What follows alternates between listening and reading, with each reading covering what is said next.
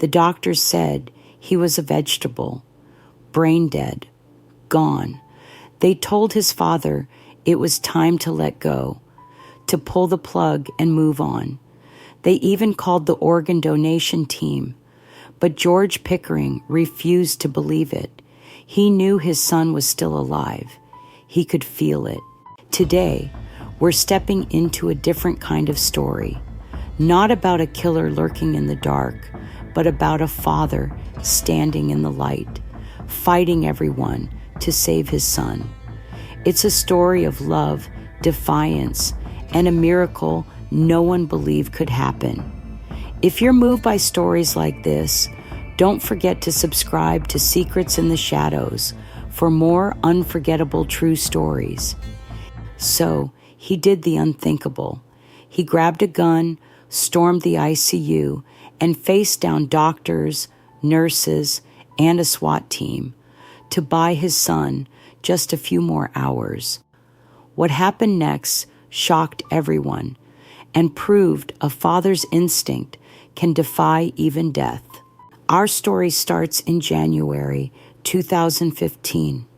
At the Tomball Regional Medical Center in Texas, 27-year-old George Pickering III was lying completely still in the critical care unit. He'd had seizures before, but this was different. A massive stroke had torn through his brain, leaving him in a coma and on life support.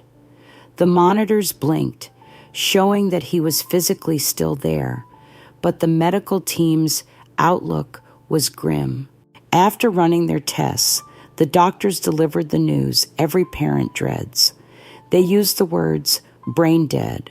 From their expert point of view, there was no brain activity, no chance of recovery, no hope. Medically speaking, the kindest thing to do was to let him go. The hospital started prepping for what they call a terminal wean, the slow, methodical process of removing life support. They even called an organ donation organization. It was standard procedure, but for George's father, it felt like they were burying his son while he was still alive. The hospital was following the rules, but for George Pickering II, who is the father, that was completely unacceptable. The father watched as the whole process moved forward, feeling like a bystander at his own son's death sentence. His ex-wife and other son had been given the impossible choice, and they'd agreed to listen to the doctors. But George II couldn't shake a powerful gut feeling. He'd been through a scare like this with his son once before, and George III had pulled through. That memory, mixed with a father's raw instinct to protect his kid, was creating a storm inside him. They were moving too fast, he told reporters later. The hospital, the nurses, the doctors. He just knew they were all wrong. As the hours ticked down, George's feeling of being powerless turned into a fiery resolve. He later admitted he was drunk and belligerent, running on a toxic mix of grief and fear. He felt like he was out of time and that no one was listening to the one person who believed his son could survive. So he made a choice that would blow up the news and send the hospital into chaos. Believing he had no other option, he walked out of the hospital, got a handgun, and walked right back into the ICU. He had one goal: to buy his son more time, whatever it cost him. When George Pickering walked back into that room, the fragile piece of the ICU was shattered. He pulled out the weapon and, according to reports, threatened a nurse and his own family, telling them to get out. He had just created a one-man fortress around his son's bed. In the middle of the chaos, his other son actually managed to wrestle the gun away from him. But George, thinking on his feet, lied and said he had another one. That was enough to clear the room and start the standoff.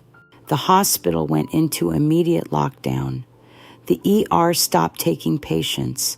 Alarms blared, and staff and patients were locked in their rooms. Outside, the night was lit up by the flashing red and blue lights of police cars. A SWAT team swarmed the building, armed and ready for the worst. For almost 4 hours, George Pickering held them all off. He wasn't demanding money or a getaway car. His only demand was time. He yelled to negotiators through the door. I knew if I had 3 or 4 hours that night, I would know whether George was brain dead. He wasn't a criminal. He was a terrified father running a desperate experiment with his son's life on the line. Inside the pressure cooker of that hospital room, surrounded by the hum of machines and the faint sounds of the crisis he'd created, George sat by his son's bed. He held his son's hand, just as he had countless times before, but this time it was a last, desperate prayer. He begged for a sign, anything to prove his gut feeling was right, to show that his son was still in there. And then it happened. George III, the young man doctors were certain was already gone, squeezed his father's hand. It wasn't just a twitch or a reflex. George II, barely believing it, asked him to do it again. He squeezed again and again, 3 or 4 times, right on command. That was the sign. That was the proof. It was the miracle he had gambled everything to see. With that one small gesture, a son answered his father's call, proving he was still alive to the one person who refused to give up on him. Once he got the sign he was praying for, George Pickering's fight was over. He had his proof. He had his son back. He peacefully surrendered to the police and was immediately arrested and charged with 2 counts of aggravated assault with a deadly weapon. He had saved his son, but now he was facing years in prison for it. While his father sat in a jail cell, George III, the man who was supposed to be brain dead, started to defy all medical logic. The hand squeeze was only the start. Slowly, incredibly, he began to recover. He came out of the coma. Within weeks, he was conscious and talking, beginning the long journey to a full recovery. The news of his son's awakening was a shocking validation of his father's crazy act of faith. The son was alive and getting better, while the father, who saved him, was now fighting for his own freedom. George Pickering III eventually walked out of that hospital, a walking, talking miracle. When he was finally able to talk about what happened, his words were a powerful defense of his father's actions. There was a law broken, but it was broken for all the right reasons. I'm here now because of it, he said in an interview. It was love. It's the duty of a parent to protect your children, and that's all he did. He later added, his voice shaking with emotion, everything good that made me a man is because of that man sitting next to me. And it seems the legal system, in its own way, agreed. While what George II did was undeniably dangerous and against the law, you couldn't ignore the reason why he did it. In the end, one charge was dismissed and the other was reduced. He was given credit for time served and released. The father and son, who ran a small business together, were finally back together, their bond made even stronger by the nightmare they had survived. This story isn't simple. It's messy and complicated, and it sits in that gray area between right and wrong. The hospital staff weren't villains. They were professionals doing their jobs based on science and protocol. Their diagnosis was the logical one, and George Pickering's actions, even though they were fueled by love, put innocent people at risk. He broke the law seriously, and yet he was right. This whole thing makes you ask some tough questions. Where do you draw the line between a parent's gut feeling and a doctor's expert opinion?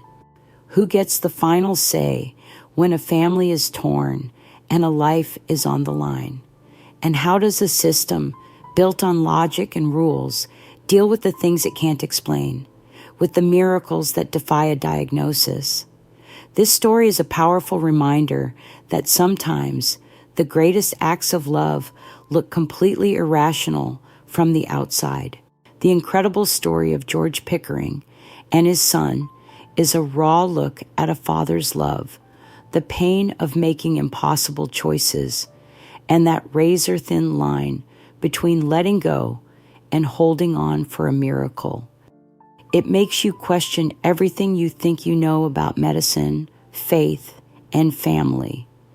If this story moved you, please give it a like and subscribe for more incredible true stories. We really want to know what you think. What would you have done in George's shoes? Let us know in the comments below. Your opinion matters, and we want to keep this important conversation going.